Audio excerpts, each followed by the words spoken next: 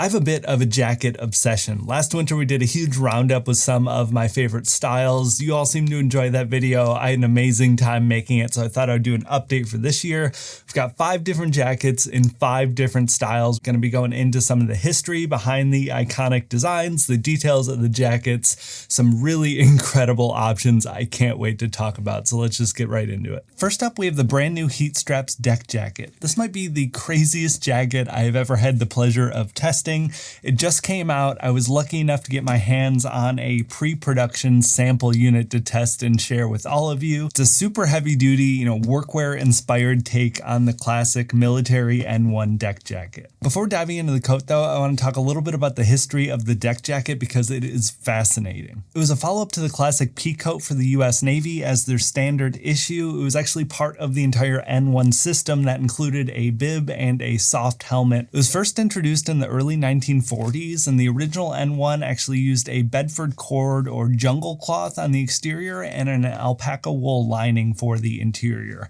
Very little changed over time, which was unlike most other military issue jackets, and it was the main standard issue coat until the 1960s when it was replaced by the A2 deck jacket. Over time, it's definitely moved into the mainstream and become quite popular. I've had my eyes on a deck jacket for the last several years. Heat Straps uses absolutely zero synthetic materials in the build of this, and it is entirely sourced and built in the US. It is absolutely beefy. It weighs 8 pounds in the size medium here, and that doesn't sound like a lot, but when you pick it up, it is absolutely wild to hold. It uses a 24-ounce Martexin wax canvas shell. It's more than double the weight of any other Martexin or wax canvas jacket I've ever used. And the body of the interior is a genuine mouton sheepskin lining. It's also around the collar, obviously, but also inside of the pockets. On the interior of the sleeve, it uses a quilted wool batting, and on the inside you have a wool storm cuff as well. The zipper and snaps are made out of solid brass that's sourced in Connecticut. The wool is actually sourced from Texas. Martexin is actually local to Heat Straps in New Jersey as well. All of the materials here are as premium as it gets. This is an absolutely zero compromise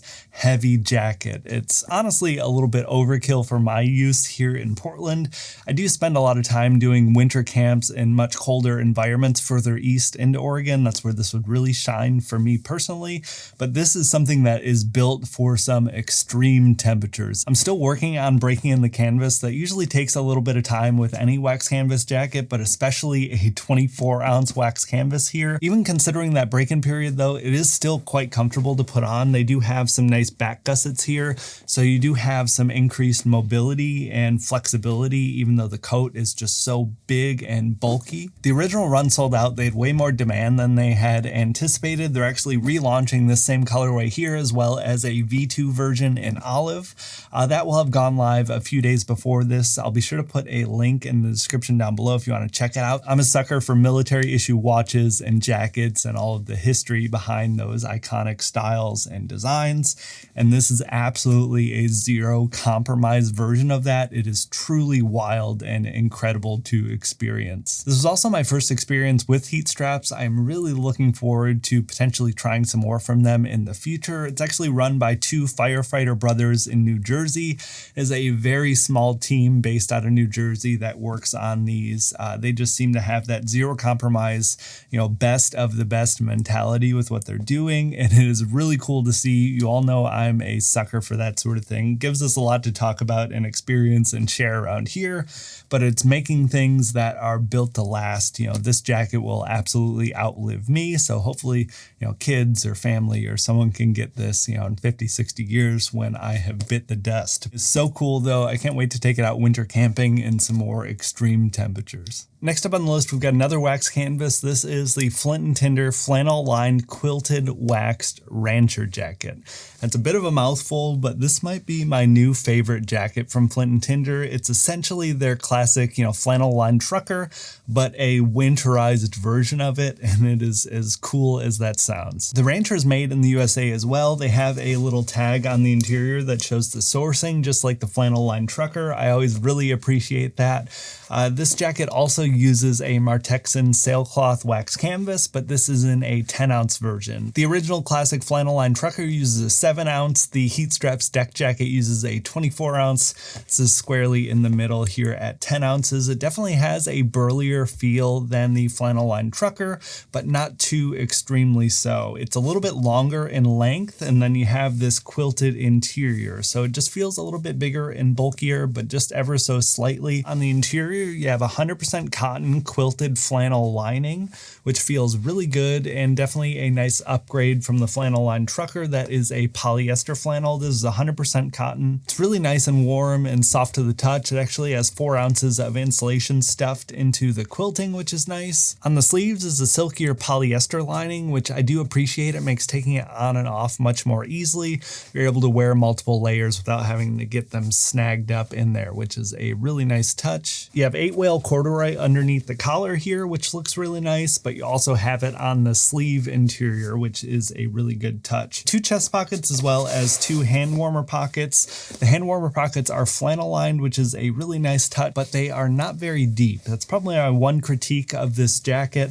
You know, I can fit my bare hand in here just barely. You know, it starts to stick out just a little bit. If I'm wearing gloves, I'm going to be able to get even less of my hand in there. So it's definitely better than nothing, but I would love some deeper pockets for something like this. Otherwise, they do feel really nice. On the interior, you do have 1 chest pocket, which is something I always welcome. I love keeping my wallet in the chest pocket when I'm walking out and about. They have a few different color options for the Waxed Rancher. I got the forest color, which is a really nice, vibrant green. It's a little more saturated and rich looking than I had expected. They have a few other color options for the Rancher. You can get that classic field tan. I really love this forest color, but they do also have an undyed, you know, sort of natural seeded type of look, which I think would be really cool for the right person. All in all, a really incredible jacket. If you find yourself reaching for that wax canvas trucker, but it's just not quite warm enough, I think this would be a better option compared to the wool lined trucker or some of the others. I think this is my new favorite Flint and Tinder jacket for the winter season.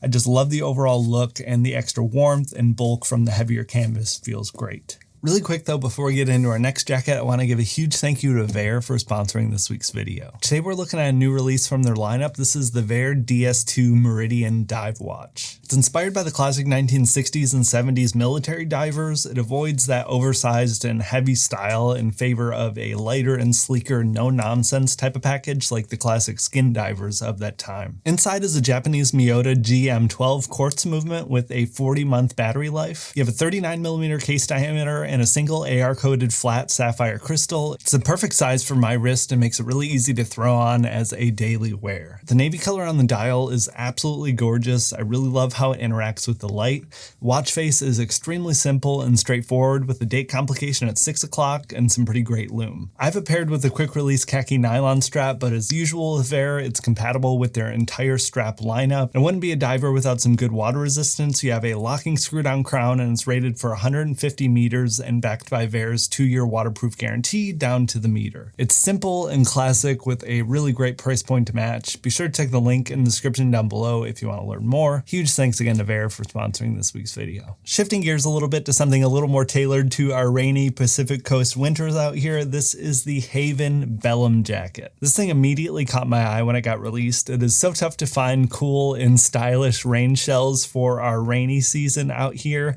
This is essentially a futuristic updated take on the classic military M65 jacket. Similar to the deck jacket earlier, there's a ton of really cool history I want to touch on for the M65 jacket. It was created for the military in 1965, as the name would suggest, and it was a follow-up to a few other previous iterations like the M41, M43, and M51. It was in service from 1965 all the way up until 2005. You know, obviously famous for military use, but it kind of took on its own life in part of the, you know, anti-war, anti-military counterculture movement too. A classic style we can all recognize, and it's really cool to see that old-timey field jacket blended with a modern, you know, high-tech rain shell. It uses Gore's top-end 3-layer Gore-Tex Pro, and it's a 70 denier fabric, so it has a little bit of weight to it, but it's still nice and light and packable. Gore-Tex is generally going to be one of the most ideal options out there if you want breathability and the weather resistance, and the Gore-Tex Pro is kind of their top-of-the-line version of that. that. You have fully taped seams on the interior. You have YKK Aqua Guard zips with this really great storm flap that runs down the center. Tons of pockets, which is always a welcomed addition. You have the classic 4 M65 flap pockets that go across the chest and down below, but you also have Aqua Guard zip hand pockets as well, like a more traditional rain shell. There are a few things here that are quite a bit different from even some of the high-end rain shells I've been using over the past several years with backpacking and hiking and all that sort of stuff that I really appreciate. First off being a stowaway hood. This is definitely one of my favorite aspects of the jacket. I love that I can get this sort of classic M65, collared jacket type of look, but I still have access to a hood if it starts raining when I'm out and about. I generally avoid wearing my shells a lot of times just because they are kind of ugly. This is the best looking shell I've ever had, and the 3-layer Gore-Tex Pro is definitely the best performing out of all of my options as well. They also took a lot of care in the sewing and shape here. You have really great underarm gussets, which help a lot with mobility. I really love the sizing of this. I got a medium. You have some room for layering, but it's not overly big and boxy and ugly like a lot of rain shells, but it's not so tailored that you can't layer, a sweater or some sort of insulating layer underneath. So it is a perfect blend of aesthetics and function in my eyes, and that continues to impress with the other Haven pieces I've tried in the years. That seems to be their real sweet spot. Everything I have from them has this nod to classic heritage style, but it's blended in the best way with this sort of techwear, high-tech future type of aesthetic. I don't see that specific blend from anyone else on the market in quite the same way. It is truly incredible. I had wrote down in my notes here the core functions, at least in my eyes. I know it sounds like ad copy, but they kind of cover form, function, heritage, and future all into each garment that they're releasing. This is definitely the best example of that, and it's really cool to see kind of a futuristic take on a classic M65 jacket.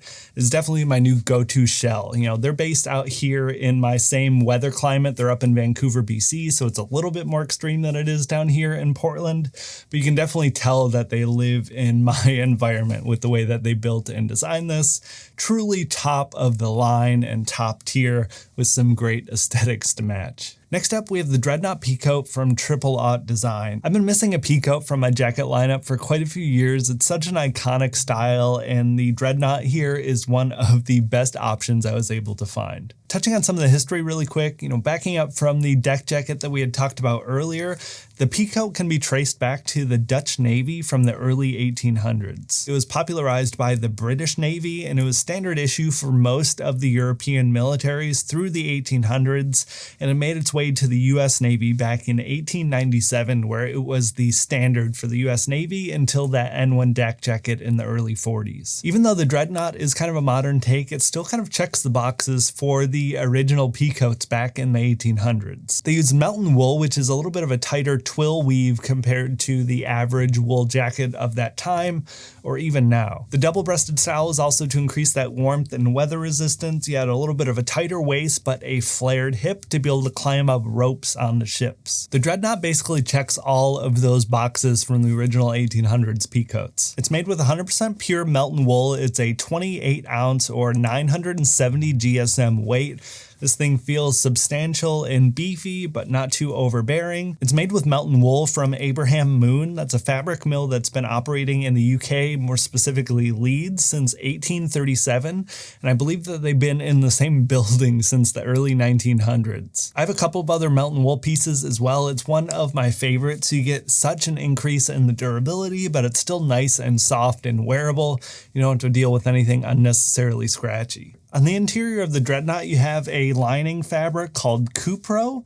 It's actually made from cotton byproduct. It's been called vegan silk. Feels really nice to the touch, definitely adds to that dressier type of look and makes sliding on and off with multiple layers really nice and easy. The pockets are lined with 100% cotton. You have a cotton twill on the palm side and then a whale cord on the knuckle side.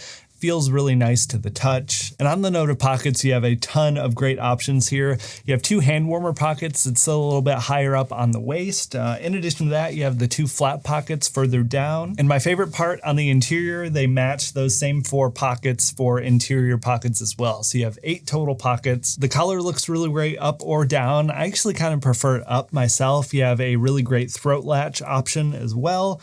You have these gigantic custom anchor buttons. They're 48L size. They look excellent. It's so simple and classic and accurate to those old 1800 Peacoats from the Navy, but it has this sort of modern, refined type of look that fits in and makes it seem like it was something that was designed for today. I really love it. I think they did a great job here. Aught Design is actually a new company for me. I haven't tried anything else from them before.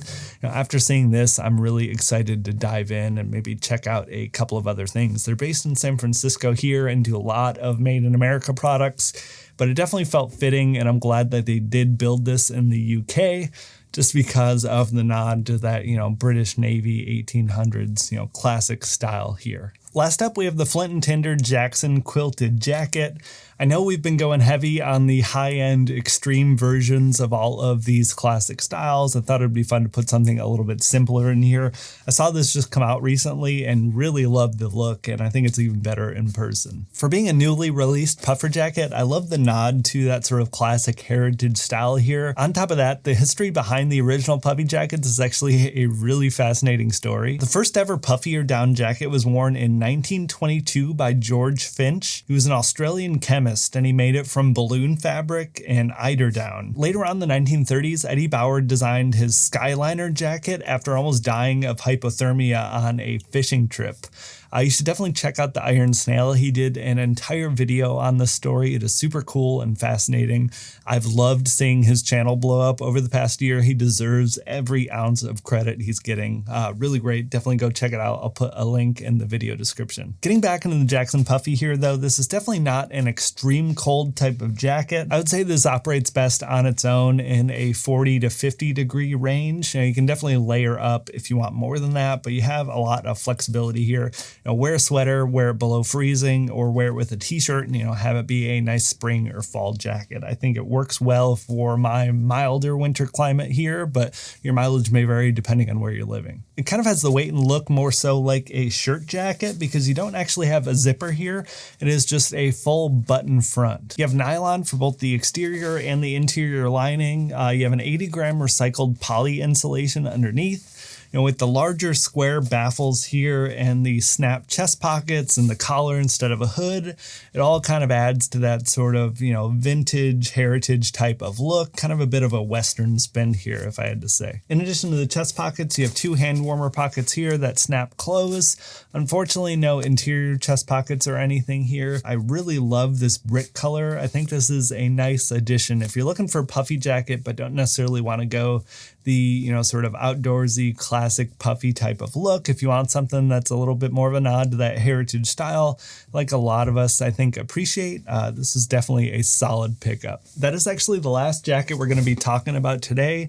I did want to make note of, I know some of these styles and some of the jackets we covered are on the extreme end in terms of price point. It is just really fun to be able to talk about the best of the best, having access to some of these brands and being lucky and grateful enough to get some of these samples to test and try for things I couldn't afford. It is really amazing. I'm going to do my best to find some really solid budget alternatives to put down in the description below for you to check out and see as some other alternatives. I also realized too, I didn't cover every single style here. I'm a little bit disappointed. I wanted to come up with a flight jacket type of look and a bomber. There are a couple of other cool options in that bomber flight jacket category. I'll be sure to put those down in the description too. Hopefully you enjoyed coming along with me on these. It always makes my day to see the positive comments around, the deep dives into the history and just the clothing videos in general. They are so much fun for me to make, and it's kind of a breath of fresh air. I love modern, new, cool tech, but I also love, that sort of, high craftsmanship, heritage stuff. I think the old and the new combined, create that balance for me. So it's really fun to be able to talk about both. So hopefully you enjoyed this one. I know I had a fun time making it. Let me know down below any jackets that you're wearing for the season, anything I should check out. I'd love to see it. Thanks again for watching though, and I will talk to you in the next one.